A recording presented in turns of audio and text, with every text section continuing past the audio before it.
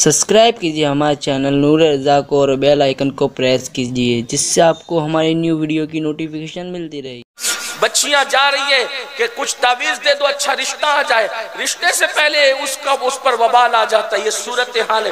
اور اب تو ہم سن رہے ہیں، سنا ہے ہم نے، اب تو مسلمان مسلم عورتیں پنڈتوں تک کے پاس، سادھوؤں تک کے پاس جاتی ہیں۔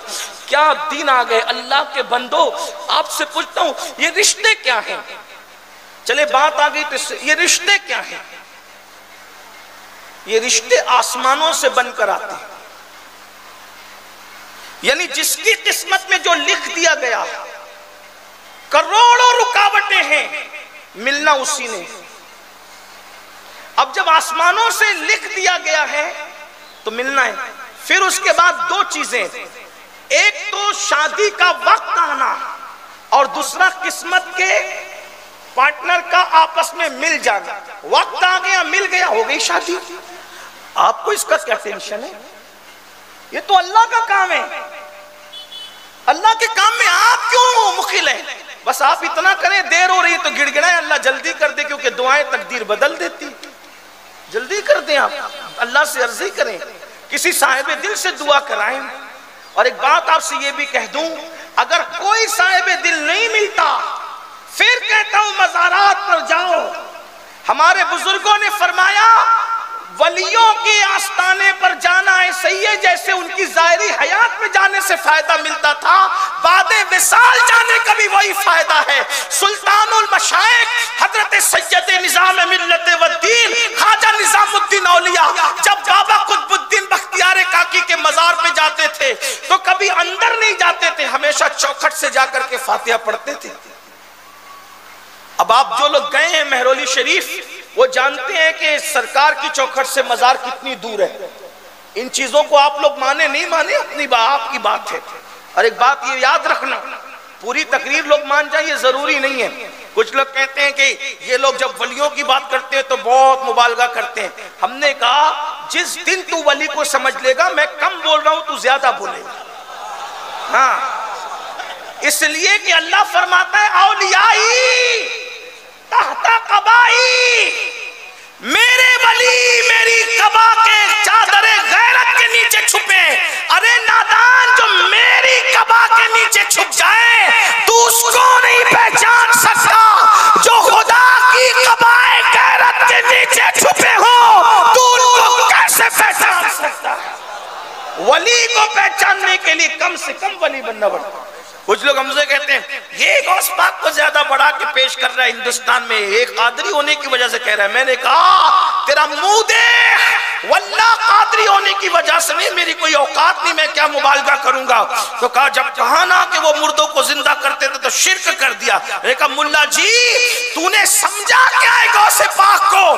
یہی تو توحید یہاں سے بیان ہوتی ہے۔ کہا غوث پاک نے مردہ زندہ کیا تو شرک ہو گیا، یہ کام تو اللہ کا ہے۔ میں نے کہا اللہ دکھائی نہیں دیتا، سجائی نہیں دیتا، سنائی نہیں دیتا۔ جو سنائی دے وہ اللہ نہیں، جو دکھائی دے وہ اللہ نہیں، جو سجائی دے وہ اللہ نہیں، جو سمجھ میں ہے وہ اللہ نہیں، جو گمان میں ہے وہ اللہ نہیں، جو وہم میں ہے وہ اللہ نہیں۔ تو پھر اللہ کو پہچانے کیسے؟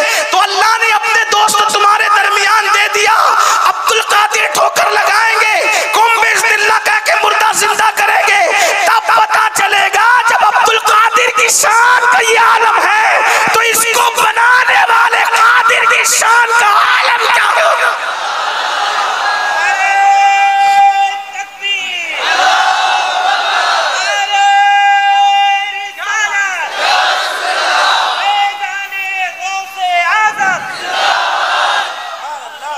نابالغ محققین کو توحید کیا پتا؟ انٹرنیٹ پر جو نابالغ محققین بیٹھے انہیں توحید کیا پتا جنہیں خود کی اردو بھی صحیح نہیں ہے۔ توحید تو ان سے لینا چاہیے جنہوں نے واقعی توحید کا جام پیا ہے۔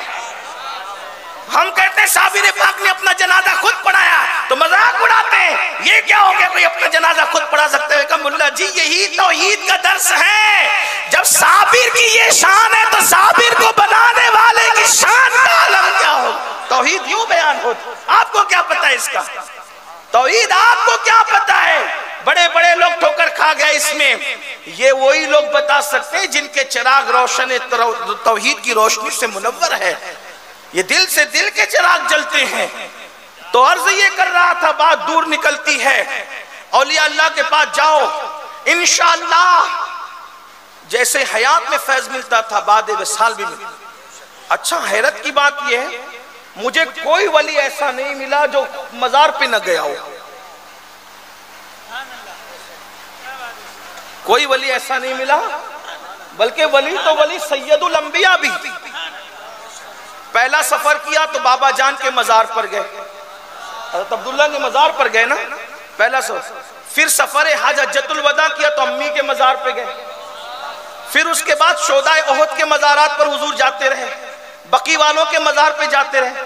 اب نبی جاتے تھے تو اب کس کو میں کہوں، کس کی دلیل پیش کروں، کس کی پیش کر سکتا ہوں، کس کی پیش کروں. حضور کی بات آ گئی. لیکن بات آپ کو بتاؤں اگر اور آگے چلیں، سفر معراج میں بھی حضرت موسیٰ کے مزار سے گزر رہے ہیں تو کہتے ہیں میں نے موسیٰ کو اندر نماز پڑھتے دیکھا. ایسی نشیمن پہ بجلی گرائی ہے، خارجیت کے نشیمن پر کہتے ہیں مر کر مٹی میں مل گئے. رسول اللہ فرما رہے میں نے اندر نماز پڑھتے دیکھا. کہا مٹی میں وہ ملتے ہیں جن کے عقیدے مٹی میں مل جاتے ہیں، یہ اللہ والے نہیں ملتے مٹی میں. یہ تو رہتے ہیں خدا کے یار ہیں، خدا کے دوست ہیں، اللہ ان کی حفاظت کرتا ہے. نادان، ارے جو کسان کے بوئے ہوئے دانے کی حفاظت کرنا جانتا ہے وہ اپنے یاروں کے جسم کی حفاظت کیوں نہیں کرے؟ یہ توحید ہے. توحید اس کو کہتے ہیں. آپ بھی تھوڑا سنبھلو. جس کو لپن چھپن کرتے دیکھا اس کے پیچھے چلے گئے، ایسے نہیں آدھا تیتر آدھا بٹیر. ایک موقف اختیار کرو، اسی پہ ڈٹے رہو. وہ موقف کون سا ہے؟ وہ ہمارے بزرگوں کا موقف ہے، تیرے غلاموں کا نقش قدم راہ خدا. وہ کیا بہک سکے جو یہ سراغ لے کے چلے، لحد میں عشق رخ شہ کا داغ لے کے چلے، اندھیری رات سنی تھی چراغ لے کے چلے. حضرت محبوب الہی. اچھا یہ بھی بتا دو، چلیں اب آئی فہرست ہی پڑھ دیتا ہوں آج کی. کون کون گیا مزار؟ سرکار علیہ السلام گئے ہے نا. پھر اس کے بعد صدیق اکبر حضور کے یہاں بھی آتے رہے، احد بھی جاتے رہے، بقی بھی جاتے رہے. فاروق اعظم، عثمان غنی، مولا علی سب جاتے رہے. اس کے بعد غوث پاک سیدنا معروف کرکھی کے مزار پہ جاتے تھے تو 1 میل دور سے اپنے جوتے اتار کے اپنی بغل میں ڈال لیتے تھے. آپ سے پوچھتا ہوں جو مر کے مٹی میں مل جاتا ہے اس کا بھی کوئی اتنا ادب کرتا ہے؟ اپنے جوتے اتار کے اپنی اور سواری سے نیچے اتر جاتے ہیں. یعنی کہ جاؤ تو دھکم پیلی کے لیے نہیں، ادب سے جاؤ. ولی کے یہاں جو جتنے ادب سے جائے گا وہ اتنے مرتبے پائے گا. میرے بھائی ان کی ایک نظر کی بات ہے، ان کی نظر جس طرف اٹھ گئی خدا کی نگاہ کرم ادھر ہوئی. آپ سمجھ کیا رہے ہیں؟ عقیدہ مضبوط کرو، یقین مضبوط کرو. بات آ گئی تو اس لیے عرض کر رہا ہوں. اور سرکار غوث پاک شیخ عبد القادر جیلانی فرماتے ہیں کہ مجھے اپنے مشائخ میں سب سے زیادہ اگر کسی کے مزار سے برکت ملی ہے تو وہ سیدنا معروف کرکھی کا مزار ہے. پھر اس کے بعد آپ دیکھیں، آپ مزار پہ گئے، حضرت سرکار غریب نواز 90 لاکھ کو ایمان کی دولت دینے والے خواجہ جب ہندوستان آئے تو لاہور میں سرکار داتا علی حجویری کے مزار پر حاضری دی. اور حاضری دے کر کے صرف فاتحہ پڑھ کے چلے نہیں، ایک 40 دن تک چلا کیا اور جو فیض ملے اس کو بیان بھی کیا. کہتے گنج بخشے فیض عالم مظہر نور خدا. آج بھی یہ 2 مصرے داتا صاحب کے مزار پہ لکھے ہوئے ہیں. اللہ تعالیٰ نے جس مزار کی زیارت کی تمنا تھی سب کی کرا دی. دعا کریں 2 آستانے رہ گئے ہیں اس کی حاضری ہو جائے. ایک تو داتا صاحب ہے اور دوسرے میرے بابا سرکار فرید ملت والدین خواجہ فرید الدین چشتی. سلسلہ چشتیہ میں یہ وہ ہستی ہے. سرکار میں وہ الہی کہتے ہیں جیسے نام فرید ہے ویسے ذات بھی فرد فرید ہے، کوئی نہیں ہے ان جیسے. بڑی عظیم ہستی ہے. اللہ دل میں تمنا ہے موت سے پہلے یہ 2 آستانوں کی حاضری نہیں ہو سکتی. 2 مصرے لکھے ہوئے گنج بخشے میرے غریب نواز نے فرمایا. آج بھی غریب نواز کا چلہ وہاں موجود ہے. کیا گنج بخشے فیض عالم مظہر نور خدا، ناقصارا پیر کامل کاملارا رہنما. کیا کہتے ہیں؟ یہ فیوز و برکات کا خزانہ ہے، خزانہ. غریب نواز چلا کر کے فرما رہے ہیں یہ فیوز و برکات کا خزانہ داتا علی حجویری کہتے ہیں، اور کہتے ہیں جو ناقص لوگ ہیں ناقص ان کے لیے داتا پیر ہے پیر، اور جو کامل ہے ان کے لیے بھی رہنمائی کا فریضہ انجام دیتے ہیں۔ گنج بخش فیض عالم مظہر نور خدا، ناقص آرا پیر کامل، کامل آرا رہنما۔ غریب نواز نے زیارت کی، سرکار قطب الدین بختیار کاکی نے غریب نواز کے حاضریاں دی، بختیار کاکی کے مزار پہ بابا فرید نے حاضری دی، سرکار نظام الدین نے حاضری دی، نظام الدین اولیاء کے آستانے پر امیر خسرو نے خواجہ نصیر الدین چراغ دہلوی نے حاضری دی، سرکار نصیر الدین چراغ دہلوی کے آستانے پر حضرت سیدنا بندہ نواز کے سدراز نے حاضری دی، بندہ نواز کے سدراز کے آستانے پر مخدوم اشرف جہانگیر سمنانی نے حاضری دی۔ اس طریقے سے ایک سلسلہ ہے، بزرگان دین کی بارگاہ میں جاتے رہے، حاضریاں دیتے رہے۔ اب سنیے تو محبوب الہی دور سے فاتحہ۔ اچھا ہمارے یہاں بھی یہ بہت سی بدعت ہو گئی ہے کہ لوگ جاتے ہیں تو سجدہ کرتے، لوگ جاتے ہیں تو ہمارے بزرگ لوگ کہتے کہتے تھک گئے کہ مزار پہ سجدہ مت کیا، اللہ کے سوا کسی کو سجدہ کرنا جائز نہیں ہے۔ امام اہل سنت نے پورا رسالہ لکھا الزبدۃ الزکیہ، سجدہ تعظیمی کی حرمت پہ پورا رسالہ لکھا، مت کیا کرو۔ بزرگوں کے یہاں جاؤ، ادب کرو، احترام کرو، چوکھٹ چومو، چادر چومو، سجدے مت کرو۔ ویسے میرے خیال سے 98% لوگ نہیں کرتے ہیں، 2% لوگ کرتے ہیں، بیچارے ان پڑھ ہیں، وہ نہیں جانتے تو لیکن لوگ اسی کو دلیل بناتے ہیں۔ لیکن چھوڑیے ابھی کیا بات کریں، عنوان تشنا رہتا ہے، ٹائم جاتا ہے۔ تو عرض یہ کر رہا تھا بزرگان دین کتنا ادب کرتے تھے۔ محبوب الہی بابا قطب دادا پیر کے یہاں فاتحہ پڑھنے جا رہے، کہاں سے فاتحہ پڑھے؟ چوکھٹ سے۔ کبھی مہرولی شریف جانا تو دیکھنا کتنی دور ہے چوکھٹ۔ ایک دن اچانک خیال آ گیا اتنی دور سے میں فاتحہ پڑھتا ہوں، پتہ نہیں حضرت کو خبر ہوتی بھی کہ نہیں ہوتی۔ بھئی اب انسان ہے، انسان کا دل ہے، انسان کا اپنا ذہن ہے، خیال آتا ہی رہتا ہے۔ خیالات تو خیالات ہیں، خیالات کے لیے کیا ہے؟ خیال آیا بس میں اتنی دور سے غیاث پور سے فاتحہ پڑھنے کے لیے آتا ہوں تو حضرت کو خبر بھی ہوتی ہے کہ نہیں ہوتی ہے؟ بس یہ سوچ کر گھر کی طرف گئے، خانقاہ میں جا کر کے آنکھ بند ہوئی تو خواب میں بابا قطب تشریف لائے، فرمایا تو جسم سے آتا ہے، میں دل سے آتا ہوں۔ اور یہ مت سمجھنا کہ مجھے خبر نہیں ہوتی، جب آپ غیاث پور سے نکلتے ہیں تب سے ہماری نگاہ میں رہتے ہیں۔ یہ ہے بزرگان دین، یہ بزرگان تو جایا کرو۔ اب تو یہ جو بات ہو رہی ہے نا، بات دور نکل گئی کہ رشتوں کے لیے آپ پریشان ہیں، دعا کرو تقدیر بدلے گی۔ بچے نہیں ہوتے، دعا کرو تقدیر بدلے گی، دعائیں تقدیر بدلتی ہے۔ سادھوؤں کے پاس کچھ نہیں رکھا، جادوگروں کے پاس کچھ نہیں رکھا، جاہل انپڑھ گنوار باباؤں کے پاس کچھ نہیں رکھا۔ جو باعمل لوگ ہیں ان کی بات نہیں کرنا، ان لوگ برا نہیں مانے، آپ باعمل لوگ، نیک لوگ، متقی لوگوں سے دعائیں لیں، اس کی برکت نہیں آپ کو نصیب ہوگی۔ اور اولیاء اللہ کے آستانوں کے تو فیوز و برکات عام ہے، بلکہ سرکار غریب نواز کی چوکھٹ کے بارے میں امام اہل سنت لکھتے ہیں جب وہاں جا کر کوئی دعا کرتا ہے تو دعا کرنے والے کو نہیں دیکھا جاتا، پھر غریب نواز کے صدقے میں ہر دعا قبول کی جاتی ہے۔ امام اہل سنت کے چھوٹے بھائی نے ان کی ترجمانی کی ہے، خواجہ ہند وہ دربار اعلیٰ تیرا، کبھی محروم نہیں مانگنے والا تیرا۔ میرے بھائی وقت ہوتا تو میں بتاتا، اکبر بادشاہ کو جانا پڑا، گیا، اولاد ملی بھی اس کو۔ جو اس کے یہاں سلیم پیدا ہوا نا، وہ سلیم کس کی دعا سے پیدا ہوا پتہ ہے؟ حضرت شیخ سلیم چشتی جو بابا فرید کی اولاد میں سے تھے، انہوں نے دعا کی اور دعا کر کے فرمایا بچہ اسی وقت پیدا ہوگا جب تو ہمارے مرشد غریب نواز کے یہاں سفر کرے گا، وہاں جا۔ یہ کیوں تھا پتہ ہے؟ وہ اپنے آپ کو خدا کہتا تھا اکبر، اور اس کو اولاد نہیں تھی۔ دیکھو یہ بھی خدا کی شان دیکھو، اپنے آپ کو خدا کہتا تھا اور ایک بچہ پیدا نہیں کر سکا۔ یعنی اس کا مطلب یہ ہے کہ خود مغرور اور گھمنڈی لوگوں کو اللہ اتنا مجبور کرتا ہے کہ تو کیا گھمنڈ کر رہا ہے، ایک بچہ پیدا کرنے کی تیرے اندر طاقت نہیں، اتنا کمزور ہے۔ آج بھی ایک ملک کا وزیر ایسا ہے جو بڑا گھمنڈی ہے، لیکن اس کے گھر میں کوئی اولاد نہیں اور قیامت تک کبھی کبھی ہو بھی نہیں سکتی۔ کہاں ہے؟ گوگل پہ جا کے سرچ کرنا، ہم سے زیادہ گوگل آپ چیک کرتے، کون ہے ذرا تلاش کرنا۔ خدا گھمنڈ کو کیسے توڑتا ہے، خدا کیسے گھمنڈ کو چکنا چور کرتا ہے۔ تو وہ بھی تھا اور اس کو بھی اولاد نہیں تھی، بہت تلاش اور بہت کوششیں کی، ناکام رہا۔ ایک بڑا قریبی تھا مصاحبین میں سے، اور وہ شیخ سلیم چشتی کا مرید تھا۔ اس نے کہا کہ ذل الہی، اس نے کہا بھائی میں نہیں کہہ رہا، اس نے کہا ذل الہی اگر جو ہے وہ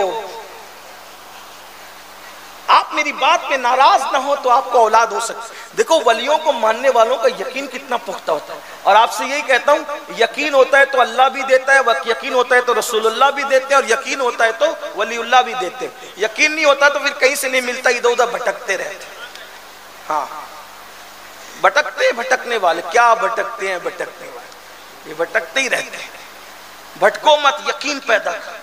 حضور شیخ الاسلام میرے مرشد اجازت کے 2 مصرے بڑے خوبصورت ہیں, کہتے ہیں یقین والے کہاں سے چلے کہاں پہنچے, یقین والے کہاں سے چلے کہاں پہنچے, جو اہل شک ہیں اگر میں مگر میں رہتے ہیں, اگر مگر کے سوا کچھ نہیں, برباد ہے تباہ ہے, کچھ نہیں ہوتا. یقین پیدا کر. یقین نے بہت کچھ دیا ہے.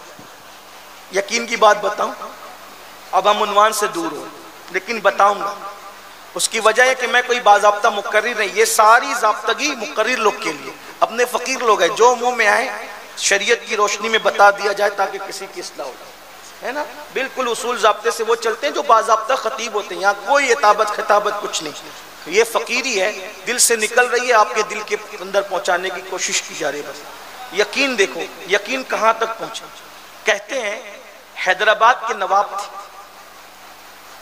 اور نواب بڑے, آپ تو جانتے ہیں منچلے ہی لوگ ہوتے تھے, منچلا پن ہوتا تھا نوابوں کے اندر.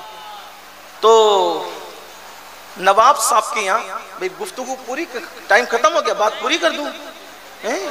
تو پھر آپ لوگ لائٹ سے کیوں پریشان ہیں, یہ لائٹ آتا جاتا رہے گا, یہ دل کا نور تھوڑی ختم ہونے والا ہے.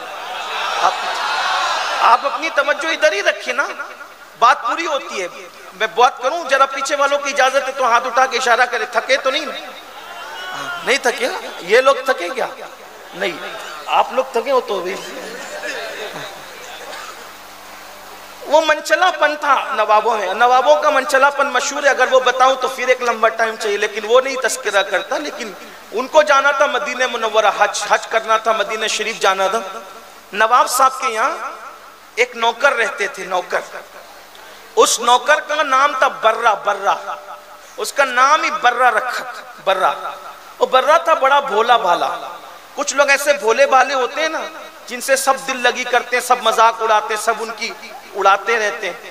تو برہ بھی ایسا بھولا بھالا تھا, سیدھا سادہ تھا کہ سب اس کی مذاق اڑاتے تھے, اس کی مزہ لیتے تھے, دل لگی کرتے تھے اس کے ساتھ. تو جب حج کو جانے لگے تو مدینہ شریف جانا تھا, حج کو جانا تھا, تو نواب صاحب نے کہا یار اتنا لمبا سفر ہے, مہینوں لگ جائیں گے, تو برہ کو بھی ساتھ لے لیتے ہیں, کیونکہ راستے میں اس سے ہنسی مذاق کریں گے تو ذرا ٹائم پاس ہوگا.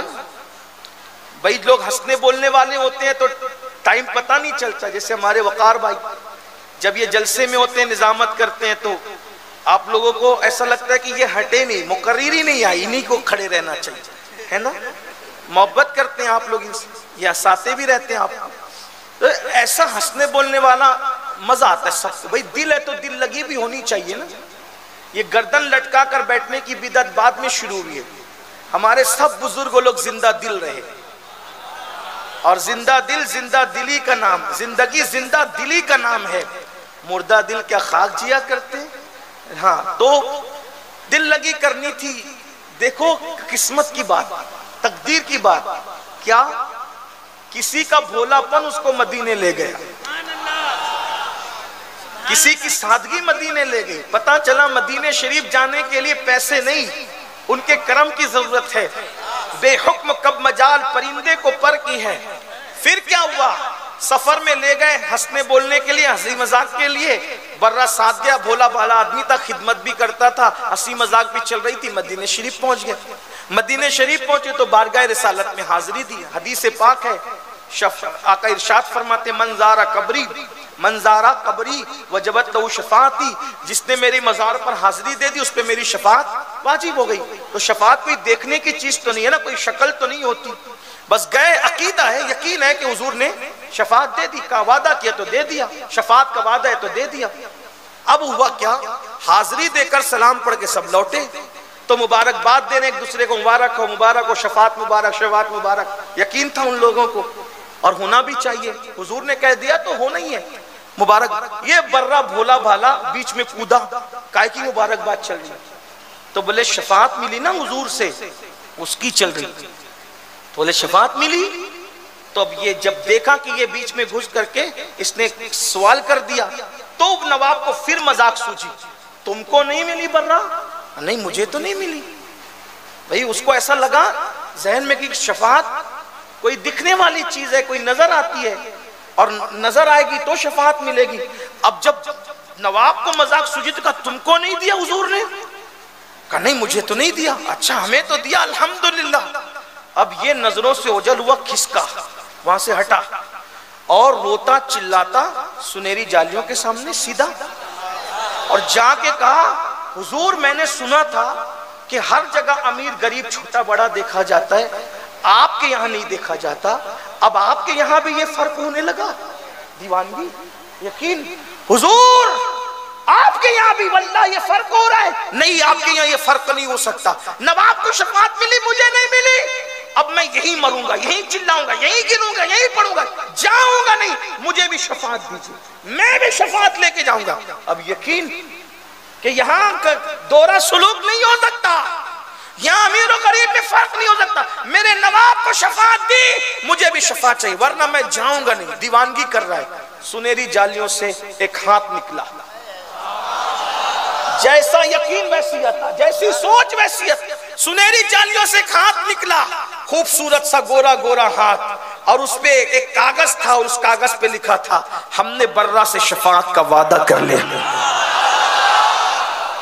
یقین یقین ہے یہ یقین کی برکتیں ہیں. لیا کاغذ اور کودتا پھانتا آیا, ہمیں بھی مل گئی, ہمیں بھی مل گئی, ہمیں بھی مل گئی. پہنچا ہمیں بھی کیا مل گیا؟ کہا شفاعت. تم لوگوں کو ملی نا, بتاؤ تمہاری شفاعت کا ہے. یہ دیکھو میری شفاعت. جب نواب نے کاغذ پڑھا آنکھوں میں آنسو آ گئے, عقل والے پیچھے رہ گئے, عشق والا آگے بڑھ گئے.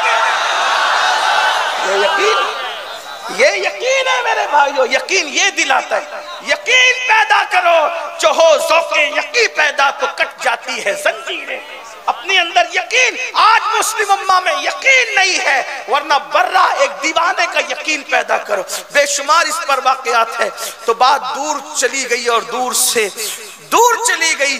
تو عرض کیا کر رہا تھا, میرے پیارے آقا صلی اللہ علیہ وآلہ وسلم کے پیارے دیوانوں, اولیاء اللہ کے پاس جاؤ, یقین کے ساتھ جاؤ, انشاءاللہ بگڑی بنے گی, کام بنیں گے, اور ان کی دعاؤں سے تقدیریں بدلتی ہیں, تقدیریں تبدیل ہوتی ہے. اس لیے اپنے اندر یقین کا مادہ پیدا کرو. جو جتنا یقین والا ہوگا اللہ اس کو اتنا نوازے گا, اس کو اتنا عطا کرے گا. آپ کو نہیں جانا ڈاکوؤں کی طرف, نہیں جانا جادوگروں کی طرف, نہیں جانا سادھوؤں کی طرف. بچیاں آبرو لٹا رہی ہے, آپ کا پیسہ ضائع ہو رہا ہے, آپ کے گھر کی برکت کے نام پر, گھر کی بندش کے نام پر لوگ کیا کیا کر رہے ہیں.